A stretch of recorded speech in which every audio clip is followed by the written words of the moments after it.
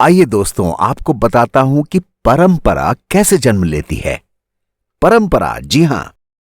तो हुआ यूं कि एक आर्मी कैंप में नए नए कमांडर साहब की पोस्टिंग हुई। इंस्पेक्शन के दौरान उन्होंने देखा कि कैंप एरिया के मैदान में दो सिपाही एक बेंच की पहरेदारी कर रहे थे। कमांडर ने सिपाहियों से पूछा कि इस बेंच की भला पहरेदारी क्यों कर रहे हो? सिपाही बोले, हमें पता नहीं सर, लेकिन आपसे पहले वाले कमांडर साहब ने इस बेंच की पहरेदारी के लिए कहा था। शायद ये इस कैंप की परंपरा है, क्योंकि शिफ्ट के हिसाब से 24 घंटे इस बेंच की पहरेदारी की जाती है।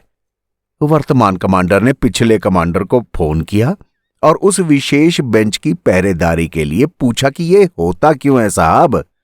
तो पिछले कमांडर ने बताया, मुझे नहीं पता, लेकिन मुझसे पिछले कमांडर उस बेंच की पहरेदारी करवाते थे, इसलिए मैंने भी परंपरा को आगे बढ़ाया।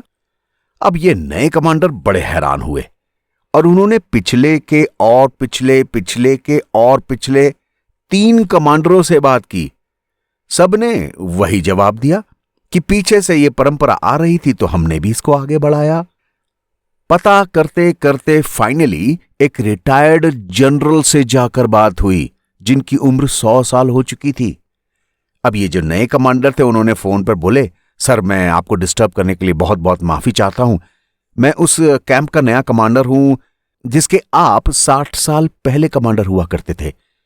मैंने यहां 2 सिपाहियों को एक बेंच की पहरेदारी करते देखा है। क्या आप मुझे इस बेंच के बारे में कुछ जानकारी दे सकते हैं, ताकि मैं समझ सकूं कि इसकी पहरेदारी आफ्टर ऑल इतनी इंपॉर्टेंट क्यों है? सामने वाला फोन पर ही बहुत ही आश्चर्यजनक स्वर में बोला, क्या उस बेंच का ऑयल पेंट अभी तक नहीं सूखा क्या?